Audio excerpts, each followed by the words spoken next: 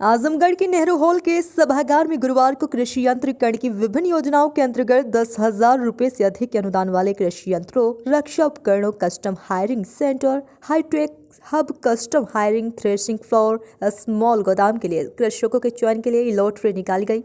DM Vishal Bhardwaj की अध्यक्षता में गठित समिति ने लॉटरी के माध्यम से पारदर्शी तरीके से किसानों का चयन किया, जिनको कृषि यंत्रों को अनुदानित मूल्य पर मिलने का सौभाग्य मिलेगा। समिति में सीडीओ, कृषि अधिकारी, बैंक के अधिकारी समेत अन्य अधिकारी हैं, जिससे किसानों को इन यंत्रों को अनुदानित मूल्य पर प्राप्त करने में दिक्कत ना हो।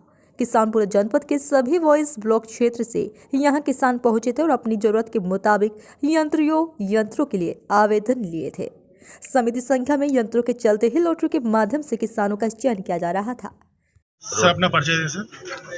मैं मुकेश कुमार, कृषि निदेशक आजमगढ़। सर आज किस चीज़ को लेकर सर यहाँ नेहरू हॉल में सर कार्यक्रम है, सर क्या है सर इसमें?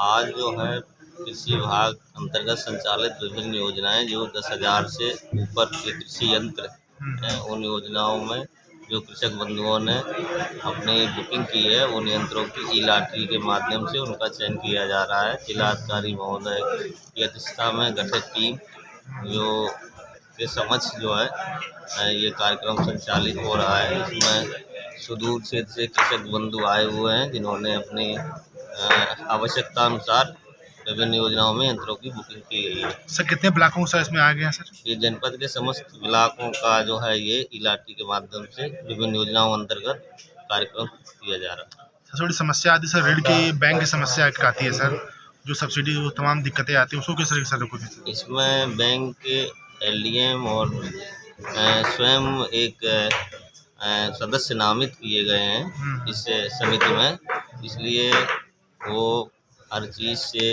वाकिफ़ है। तो हमें लगता है इसमें कोई दिक्कत नहीं आनी चाहिए, क्योंकि बैंक के एलडीएम साहब स्वतः ही जो है इसमें एक सदस्य के रूप में नामित हैं।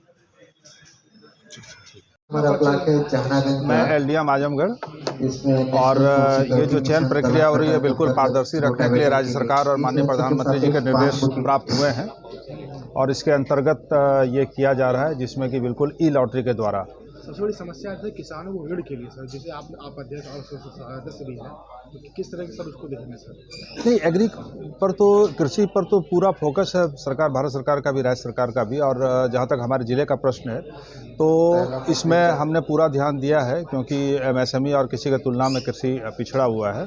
तो हमारे द्वारा ये सुनिश्चित किया गया कि किसी भी स्तर पे कृषकों को, कृषक भाइयों को किसी प्रकार के ऋण लेने में किसी तरह की दिक्कत ना हो। साथ ही साथ उनका जो इंश्योरेंस यानी बीमा होता है वो भी हमारे द्वारा साथ ही साथ कराया जाता है।